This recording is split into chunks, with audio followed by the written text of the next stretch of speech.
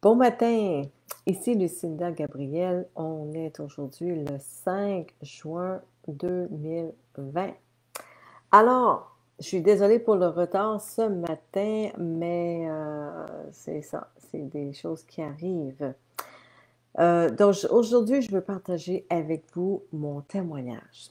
Donc, ça fait un petit bout que je ne l'ai pas partagé, puis j'ai eu une demande cette semaine. Alors, j'ai décidé de le repartager. Et aussi, dans quoi, 5 jours, je vais célébrer mon 2 ans d'être né de nouveau. Donc, j'ai été baptisée il y a 2 ans, exactement le 10 juillet. Alors, pour moi, c'est plus important que ma journée de naissance qui va suivre quelques jours après ça. Mais c'est merveilleux d'avoir trouvé le Seigneur et je veux partager avec vous comment que c'est arrivé parce que euh, beaucoup de gens se posent des questions, puis il y a beaucoup de gens nouveaux qui me suivent, donc je veux partager ça avec vous. Et pour les frères et sœurs qui font des témoignages, qui partagent avec les autres, qui cherchent un témoignage pour ouvrir les yeux de quelqu'un d'autre. Je sais que Maxi, on cherche toujours un témoignage qui ressemble à la vie de la personne à qui on partage l'Évangile, hein. Donc, moi, mon histoire, c'est vraiment comment je suis partie d'être une auteure best-seller, tu sais, populaire de nouvel âge, à avoir trouvé Jésus. Donc, c'est vraiment une histoire extraordinaire que je suis en train d'écrire dans un nouveau livre.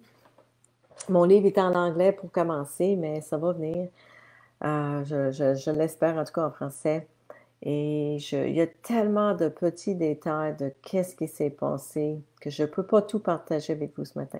Ce matin, je vais partager juste en général comment les choses se sont déroulées pour m'amener à voir la vérité, d'avoir mes yeux ouverts puis de voir la vérité.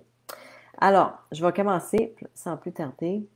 Bon matin à René, puis à Petite Fleur La Rose qui est ici. Je sais que Louiselle est là aussi. Merci mes sœurs d'être là. Partagez aussi ce message-là avec votre entourage après parce que c'est tellement important pour que les gens sachent la vérité. Donc, tout d'abord, hier soir, j'étais en train de faire une réflexion sur ma vie et comment ceci est arrivé. Puis j'avais vraiment l'impression là, que je suis allée comme à la pêche. Tu sais, quand on s'en va à la pêche à la truite, par exemple, ou la pêche au saumon. Puis c'est comme je suis allée dans une rivière à la pêche et j'ai trouvé de l'or au lieu d'un poisson. Et c'est vraiment comme ça que je me suis sentie hier soir en préparant mon message. Donc, je vais commencer par vous donner un petit aperçu de mon passé, puis de comment moi je suis arrivée dans le nouvel âge, comment je suis devenue auteur. Donc, premièrement, j'ai été élevée catholique, comme beaucoup de personnes au Québec. Et donc, je croyais en Dieu. Je croyais tellement en Dieu que tout ce que j'ai voulu faire avec ma vie, c'est de lui servir. Et je me souviens aussi avoir pensé au début de ma vingtaine que j'écrirais un livre un jour sur la grâce de Dieu, parce que je voyais déjà que Dieu était dans ma vie, il me guidait, et sa main était déjà dans tout ce qui se passait, et je voulais écrire là-dessus, la grâce de Dieu. Et j'ai réalisé dans ce temps-là que j'étais quand même jeune, tu sais, j'étais dans la vingtaine, que fallait quand même que je vive pour écrire et non pas écrire pour vivre, parce que c'est difficile de vivre de ça. Alors, je suis allée à l'université, j'ai fait un cours d'ingénieur, donc j'ai mis de côté mon rêve d'écrire. 5 ans plus tard, je suis dans un poste en Ontario, dans le gouvernement, et je fais ce qu'on appelle une nuit sombre de l'âme. Et c'était pour moi plus un long week-end parce que j'étais toute seule. C'était le long week-end de septembre. Je pleurais, puis je disais à Dieu, hein, je ne parlais pas vraiment du Seigneur dans ce temps-là, je parlais à Dieu. Puis là, je disais, ben, tu sais, la vie, ça ne doit pas être pour faire de l'argent, là, ça se peut pas parce que j'avais tout pour être heureuse, puis je ne l'étais pas. J'avais la grosse job, un bon salaire, puis j'avais un bel appartement, un char neuf de l'année.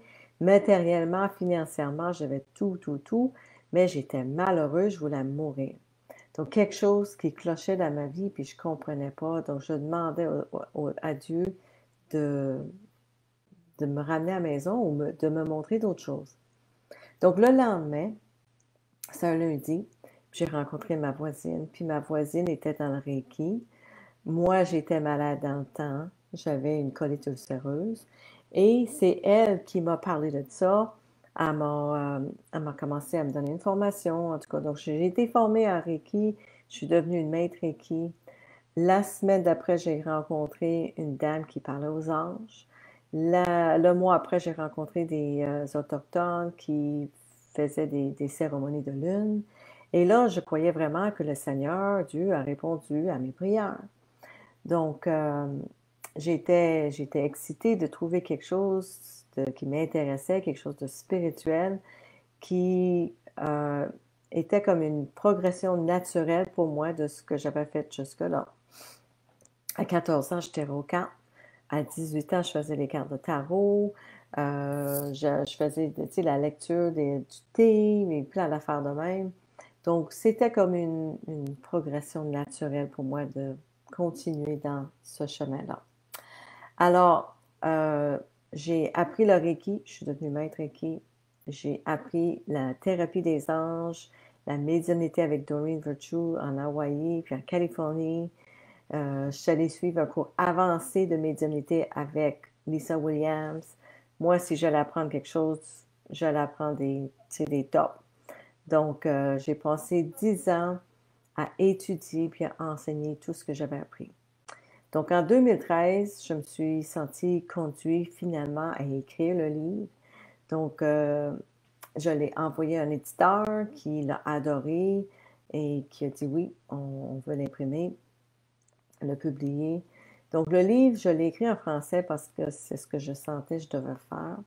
Et mon livre, au lieu d'être sur la grâce de Dieu, ben, ça a devenu Comment parler aux anges.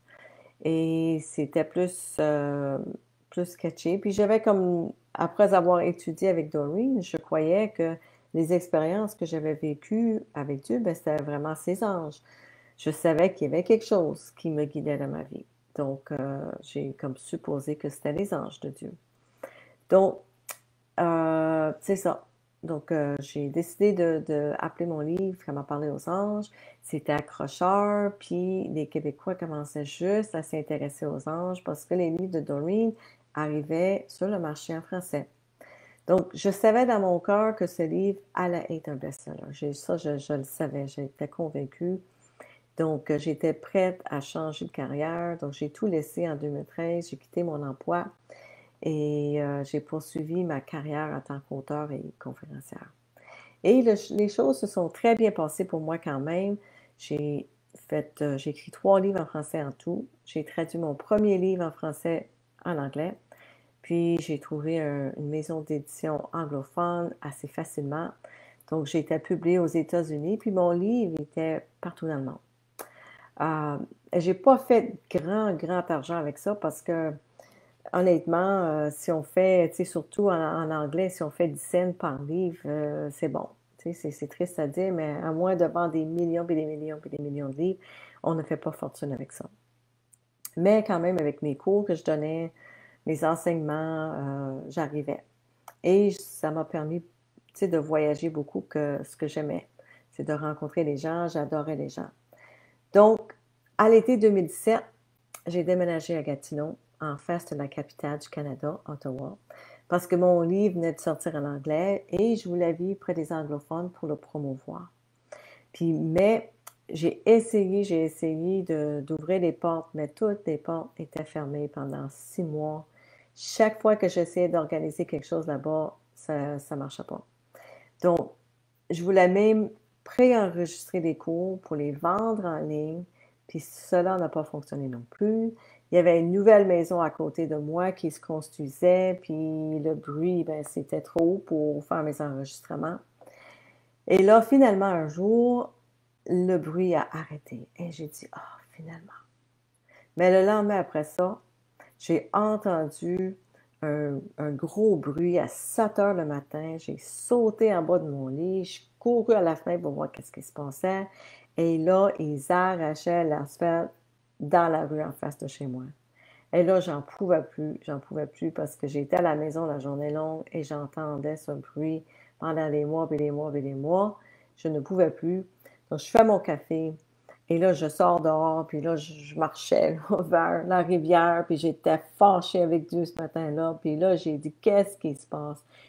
Tu sais, dis-moi, là, qu'est-ce qui se passe? Et je comprends pas. Je fais tout pour toi, puis ça marche pas. Et là, il m'a clairement dit, sois patiente, ta vie est en construction. Et là, je dis, oh, bon, ben, j'ai intérêt à être patiente. Si le Seigneur, si Dieu est là, ça veut dire que, OK, je vais être patiente, il se passe quelque chose. Donc, le Noël, les fêtes arrivent dans ce temps-là, et j'étais tellement, tellement fatiguée. J'avais voyagé énormément cette année-là, juste pour joindre les deux bouts. Et j'étais tellement fatiguée que je ne pouvais pas rentrer chez moi ici à Blanc-Sablon pour voir ma mère, ma famille. J'avais plus d'argent. J'étais épuisée, j'avais plus d'énergie, j'étais vidée, mon compte était vide. J'avais tout donné ce que j'avais à donner, puis j'étais rendue au bout de moi-même. C'est là que j'ai commencé à prier à Dieu, puis j'ai demandé de l'aide. J'ai demandé, tu sais, j'ai dit, si tu veux que ça fonctionne, ben écoute, il faut que tu interviennes dans ma vie maintenant. Je ne peux plus. Et il fallait que lui, il fasse quelque chose. Donc, pendant les fêtes, j'ai regardé la série, la Bible, pour la 4e ou 5e fois. J'ai continué à prier Dieu pour de l'aide. Puis en janvier, la pensée m'est venue, coupe ton Netflix et lis le Nouveau Testament. Puis la première fois que je l'ai entendu, genre, non, je n'ai pas vraiment entendu ça. Puis là, la deuxième fois, je l'ai entendu, je me suis dit, ben, je suis pas prête à couper mon Netflix.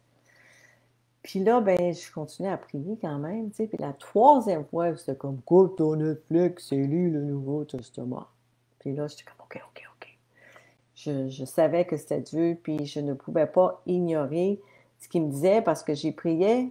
La réponse, c'était pas ce que je voulais, mais il fallait que je l'écoute pareil.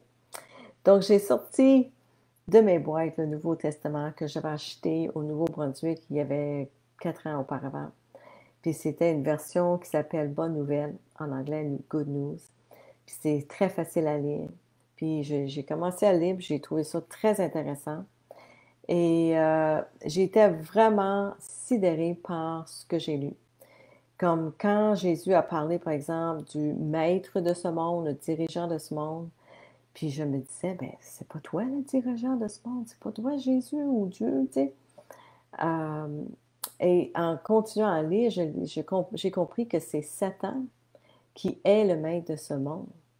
Puis j'ai aussi découvert que beaucoup de choses qui m'ont été enseignées, puis beaucoup de choses que je croyais dans le Nouvel Âge, n'étaient pas bibliques. Et parce que je n'avais plus Netflix, ben, j'ai commencé à regarder YouTube. Puis chaque jour, je découvert ouais, plus de vidéos sur les expériences de mort imminente. Et chaque personne se rendait soit en enfer ou faisait la rencontre de Jésus, ou les deux. Et c'est là que je voyais qu'il n'y avait pas de place intermédiaire, là. C'est soit un ou l'autre. Donc, un jour, j'ai tombé sur Nathan Wheeler. Puis Nathan Wheeler, euh, il avait vécu aussi une expérience de mort imminente où Dieu lui a dit de revenir, de raconter ce que lui, il savait. Donc, Nathan a réalisé 10 vidéos qui racontent toute sa vie. Et je me souviens, il me semble que c'était début mars, que j'avais tout écouté ça dans 3 jours. Il se passait plein de choses en même temps dans ma vie. Mais en particulier, c'est ça qui était important. Puis Nathan était beaucoup comme beaucoup d'entre nous, tu sais, il était comme nous, il cherchait la vérité. Il a cherché et il a dit à Dieu quand il était très jeune, il dit, je vais tout étudier les religions pour trouver la vérité. puis je vais garder le christianisme pour la fin.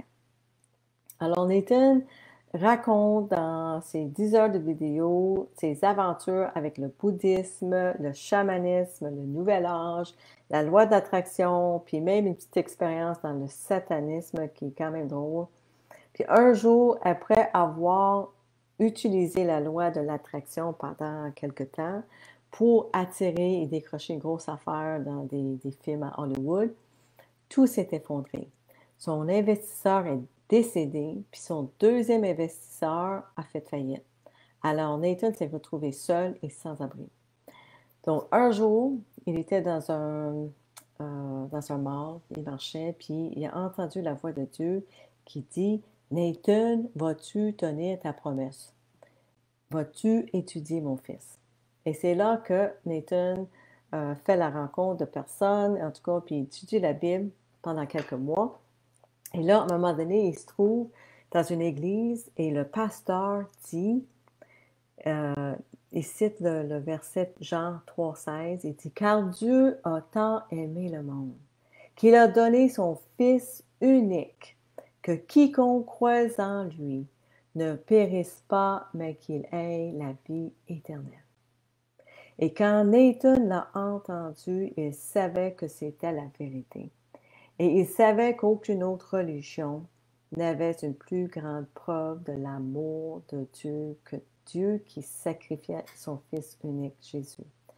Et quand il l'a dit, je le savais moi aussi dans mon cœur. C'est comme Dieu a révélé dans mon cœur à ce moment-là cette vérité-là à moi aussi. Et c'est même à ce moment-là qu'il a changé mon cœur de pierre pour un cœur de chair. Je ne le savais pas à l'époque, mais en regardant en arrière aujourd'hui, je sais que c'est ça qui s'est passé. Parce qu'à partir de ce moment-là, à chaque fois que je parlais de Dieu puis de Jésus, je pleurais. Mon cœur était rendu tellement sensible que je pleurais tout le temps. Puis à peu près dans cette même époque-là, puis ça aurait pu être la même journée ou le lendemain, je m'en souviens, je méditais, puis j'ai prié à Jésus pour la première fois, juste à lui. Et là, j'ai entendu une voix en dehors de moi-même dire, cher enfant, je suis si heureux que tu m'as finalement enfin trouvé la vérité. Et je croyais que c'était Jésus. J'étais estomaquée, j'ai pris mon crayon, j'ai commencé à écrire. Puis ceux qui me suivent, vous savez que j'ai partagé ces messages-là pendant quelques mois. Et ça m'a pris 10 mois pour réaliser que c'était un faux Jésus, que c'était pas le vrai Jésus de la Bible. Et j'ai tout mis ça de côté. Mais c'était vraiment Satan qui essayait encore une fois de me dérouter de la vérité. Parce que c'est ce qu'il essaie de faire avec tout le monde. Il essaie de nous éloigner de la vérité de Jésus-Christ. Alors, mars, avril et mai 2018, je continue de me rapprocher de la vérité et de lire le Nouveau Testament. Et un jour, je suis tombée sur un gars qui s'appelle Stephen Bankhurst. C'est un blogueur nouvel âge très populaire et j'ai tombé sur une vidéo, donc il partage son témoignage de comment il a trouvé Jésus. Et là, ensuite, j'ai regardé une autre vidéo qui raconte comment que le nouvel âge est satanique et comment tout ce que nous pratiquons dans le nouvel âge est une version plus douce du satanisme. Et c'est à ce moment-là que j'ai su que ma vie allait changer. J'ai appelé mon ami Michel. C'était la seule autre personne jusque-là que le Seigneur avait réveillée. 30 jours après moi, puis je connaissais aucune autre personne qui était chrétienne dans ma vie. Je n'avais jamais rencontré un vrai chrétien, un croyant, un disciple de Jésus, si on veut. Je ne connaissais personne. Et là, j'ai passé 3 heures au téléphone avec elle, puis j'ai pleuré parce que je venais de découvrir puis de constater toutes ces choses-là, puis je savais que ça allait chambarder ma vie. Puis j'avais tout quitté pour Dieu, tu sais, pour partager ça avec vous, tu sais, le nouvel âge, les anges et tout ça. Et là, je venais de découvrir que tout ça était vraiment pas de Dieu, c'était vraiment du diable, de Satan qui nous avait leurrés, en tout cas dans son monde. Et j'étais estomaquée, en tout cas. Donc là, le lendemain soir, je vais souper avec des amis de filles, puis je reste chez ma chum, puis le dimanche matin, à 5 heures du matin, j'entends une petite voix, mais claire comme l'eau de roche. Puis la voix me dit, tu ne me sers pas. Puis là, j'ai dit, ben, qu'est-ce que tu veux dire? Je te sers pas. Tout ce que je fais, c'est pour toi. Tu sais? Quand les personnes vont à toi, ils ne viennent pas à moi. Puis là, j'étais comme, ouais, c'est vrai. Moi, je n'allais pas à lui non plus. Moi, j'allais aux autres. Hein? On allait les unes vers les autres, puis on parlait à nos anges. Et c'est là qu'il m'a dit, comment peux-tu être certaine d'où provient ton information? Ouais. Donc, j'imagine que ça veut dire que ça ne vient pas nécessairement de toi. Ouais. Donc là, j'ai posé la question, j'ai dit, que veux-tu que je fasse avec toutes ces personnes-là qui me viennent, qui sont désespérées? Et il m'a clairement dit, prie pour eux, prie avec eux et montrez-leur comment prier. Alors, c'est là que j'ai dit, OK. J'étais secouée. Je savais ce que je devais faire, puis j'avais peur. C'était mon gagne-pain et il fallait que j'arrête. Et en sortant de chez ma chum cette journée-là, j'ai demandé comment que j'allais amener ça à vous, à tout le monde. Puis il m'a dit clairement, il dit, dis-leur la vérité que tu as trouvé la vérité. Et c'est là que j'ai eu comme une paix dans mon âme, j'ai eu une confiance en moi que j'allais pouvoir partager cette vérité-là avec vous, puis que je n'avais pas besoin d'avoir peur. Donc, le lendemain matin, je me suis réveillée, j'ai ramassé tout mon bureau, j'avais 14 boîtes de stock, de cristaux, des images, de livres, même mes propres livres, j'ai tout ramassé, j'ai mis ça à côté de la porte. J'ai tout ramassé, tout ce qui pouvait déshonorer Dieu, parce que la crainte de Dieu m'a envahi. Puis c'est une crainte aussi de savoir une révérence envers lui, une honneur pour sa majesté. Je savais que Jésus était Dieu tout-puissant. Donc cette semaine-là, j'ai tout arrêté mes cours. J'ai remboursé les gens que je pouvais et j'ai proposé d'enseigner ce que j'avais appris sur Jésus dans la Bible à ceux que je ne pouvais pas. J'ai annulé tous mes cours d'été, 25 000 de salaire que je laissais aller.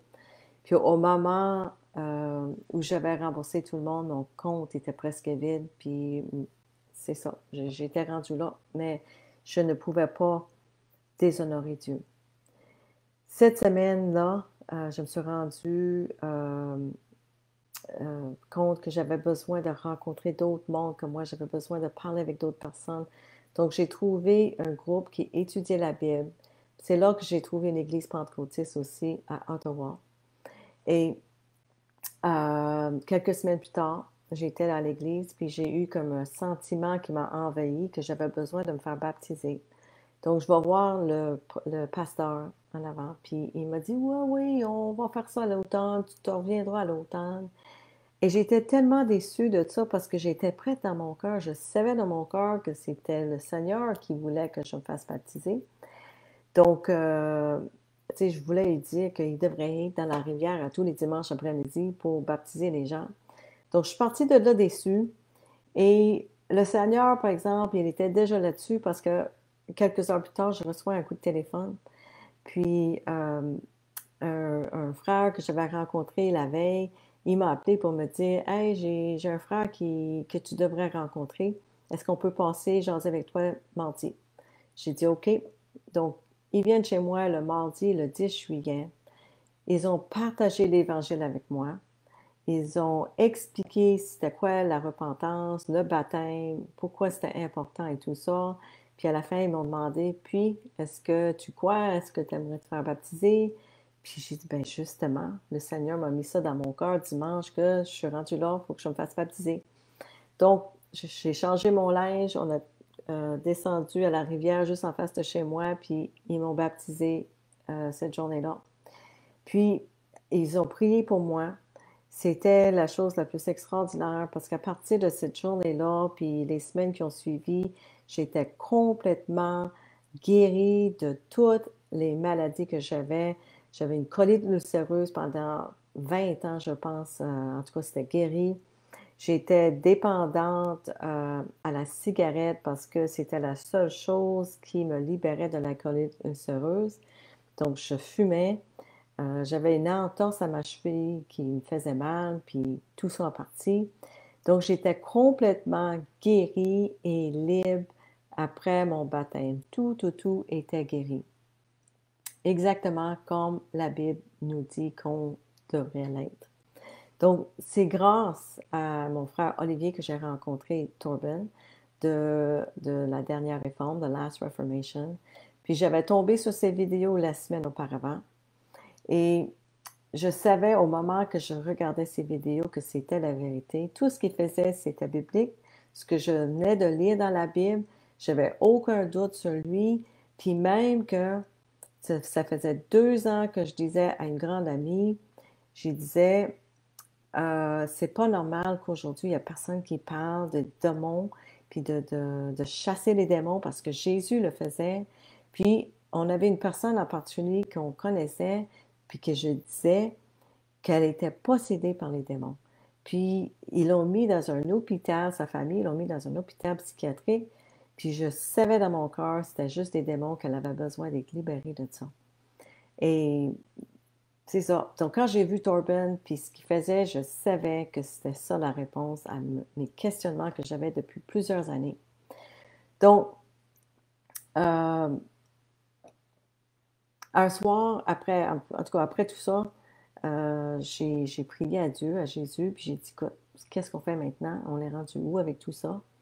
Puis qu'est-ce que tu veux de moi? Qu'est-ce que je devrais faire?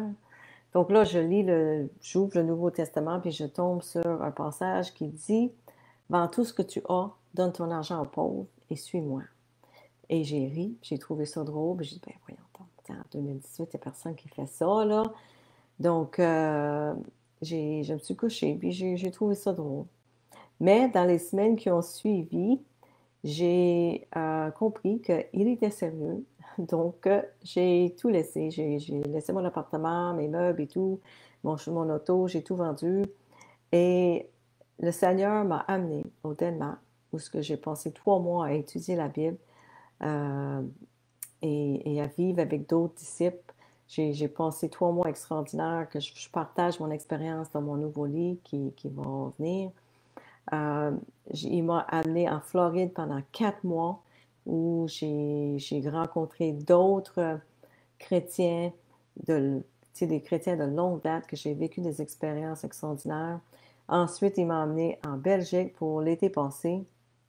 Donc, pendant un an, j'ai visité 10 pays et j'étais tellement remplie d'amour quand je suis revenue ici chez ma mère l'année passée que j'avais besoin de repos, de tout ce que j'avais vécu, puis j'étais comblée. J'avais une paix en moi d'être ici parce il a répondu à toutes mes prières, toutes mes rêves que j'avais dans mon cœur, il les a toutes euh, répondues. Dans un an, j'étais remplie d'expérience, puis j'étais contente d'être ici pour me reposer, puis prendre soin de ma mère. Et il m'a donné une paix dans mon cœur par rapport à tout ça. Donc, Jésus est tellement bon, il est tellement incroyable et mon cœur vraiment est accablé pour vous qui ne le connaissez pas encore. Puis à chaque semaine, c'est ça, il me donne un message pour vous parce que vous manquez quelque chose d'extraordinaire. Comme je l'ai dit au début, c'est comme aller à la pêche, puis au lieu de revenir avec la truite, on revient avec de l'or. Puis on est riche parce qu'on a trouvé le plus grand trésor qu'on puisse trouver dans notre vie. C'est comme les paraboles du trésor caché. Le royaume des cieux est encore semblable à un trésor caché dans un champ. L'homme qui l'a trouvé le cache et dans sa joie, il va vendre tout ce qu'il a et achète ce champ. Donc, certaines personnes que j'ai rencontrées pensent que ça veut dire que c'est Jésus qui a tout laissé pour nous, son trésor. Mais je pense que ça peut être l'inverse aussi. C'est nous qui doit tout laisser ou on a envie de tout laisser pour lui qui est notre trésor aussi. Donc moi, c'est le même que je le vois puis je le vis. Et c'est tellement important. Jésus est Dieu. Il nous aime tous. Il est mort pour nous tous. Il veut tous nous sauver de nos péchés. Et par conséquent, il veut nous sauver aussi de l'enfer. Mais nous devons vouloir être sauvés. Nous devons croire en lui, puis croire dans ce qu'il a fait pour nous, de nous repentir, ça veut dire se détourner de nos péchés, arrêter de pécher et être baptisé en pleine immersion en son nom, puis de recevoir le Saint-Esprit. Donc, euh, pourquoi qu'on a besoin de Jésus? Ben, tu sais, on peut vivre toute notre vie sans Jésus, mais il ne faut pas mourir sans lui. C'est tellement important. Vous voulez aller au paradis, puis Jésus est le seul chemin. Il n'y a pas d'autre moyen. Vos bonnes œuvres ne peuvent pas vous amener au ciel. Jésus va dire à plusieurs, éloignez-vous de moi, je ne vous connaissais pas. Imaginez là, comment vous pouvez vous attendre à aller au ciel, puis d'aller cogner sur la porte de Dieu un jour quand vous ne le connaissez pas. Il y a beaucoup de gens qui pensent qu'ils connaissent, mais vous ne le connaissez pas. C'est pas le Dieu de la Bible que vous connaissez. Puis c'est juste le Dieu de la Bible qui est au ciel. C'est pas un autre que vous avez inventé dans votre tête. Vous devez lire sa parole pour connaître la vraie vérité, les amis. Il faut le lire avant qu'il soit trop tard. Donc, comme tout bon hôte, il y a des règles pour rentrer chez lui. Il attend de vous que vous le connaissez. Vous ne pouvez pas prétendre à l'ignorance quand ça serait le temps et dire, ben là, mon prêtre m'a dit ci, puis mon pasteur m'a dit ça. Ce ne serait pas une raison valide de ne pas connaître la vérité. Donc, il faut chercher la vérité pour vous-même. Comptez pas sur vos bonnes œuvres ou sur la foi d'une autre personne pour entrer dans le royaume des cieux. Ne faites pas confiance à personne, même ni à moi, pour ça. Il y a juste un chemin vers le ciel, c'est Jésus-Christ, notre Seigneur et notre Sauveur. Donc, depuis que j'ai trouvé Jésus, moi, j'ai eu la guérison, j'ai la liberté, j'ai la paix dans mon cœur, je suis libre de l'anxiété, le stress. J'ai trouvé un réconfort en lui. Donc, c'est ça qui nous amène.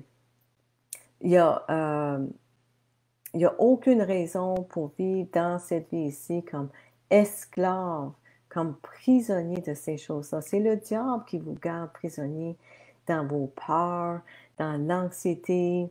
On n'est pas supposé de vivre comme ça. Pourquoi pensez-vous que les Bibles sont interdites dans tant de pays, en particulier dans les pays communistes? C'est parce qu'ils savent que vous allez trouver la liberté en Jésus-Christ. Puis là, les amis, je vais vous dire d'ouvrir vos yeux présentement à ce qui se passe dans le monde. Parce que leur socialisme, là, le globalisme qu'on voit dans le monde aujourd'hui, c'est une version douce, si on veut, du communisme. Ça s'en vient ici et je veux que vous vous réveillez pour regarder pourquoi qu'on a le droit d'aller chez Walmart, pourquoi qu'on peut aller magasiner, puis on n'a pas le droit d'aller à l'église. Réveillez-vous, les amis. Il y a un agenda présentement dans le monde. L'Antichrist est en train de s'installer dans le monde présentement. C'est écrit dans la Bible. Allez lire le livre de l'Apocalypse et vous allez voir que on est rendu là, que l'Antichrist est en train de mettre les choses en place pour son royaume. Mais on sait comment ça va se finir. Ça va bien se terminer pour nous, les croyants. Alors, je vous invite en tout cas d'aller lire tout ça pour vous-même parce qu'il y a une liberté dans Jésus-Christ. Les croyants, les disciples de Jésus, on n'a pas peur de ce qui s'en vient dans le monde parce qu'on sait où est-ce qu'on s'en va. On n'a aucun doute que la journée qu'on meurt, qu'on s'en va avec Jésus. On a cet espoir-là qu'il nous donne. Alors, c'est ça mon message pour aujourd'hui, c'est ça mon témoignage. C'est pour ça que j'ai arrêté tout ce qui était nouvel âge et je suis Jésus. J'ai tout abandonné parce que je sais que j'ai la vie avec lui ici sur la terre et j'aurai la vie éternelle avec lui dans le monde qui s'en vient. Donc, si vous n'avez pas encore trouvé cette vérité, je vous encourage de le chercher pour vous-même. Écrivez-moi si vous voulez, si vous avez des questions.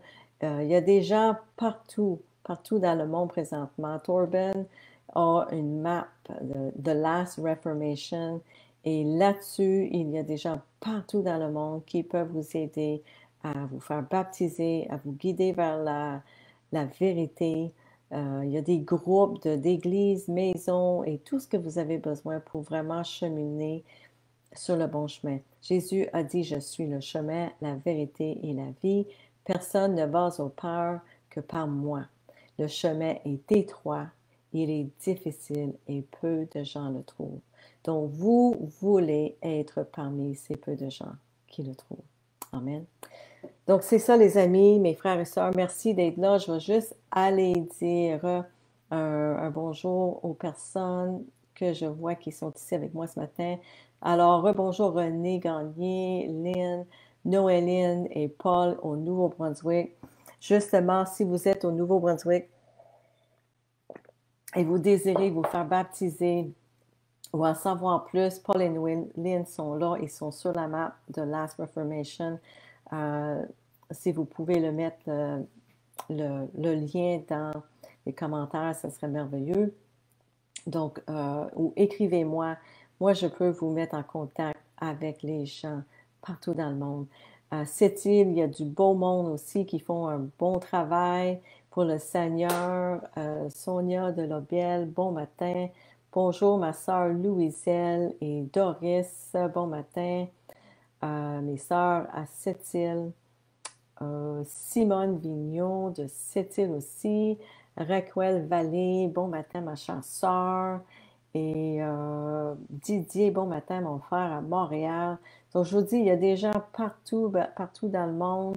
En anglais ce matin, la raison pourquoi j'ai décidé de faire cette vidéo aujourd'hui, c'est que j'ai des amis en Angleterre qui voulaient savoir mon histoire, voulaient partager mon témoignage.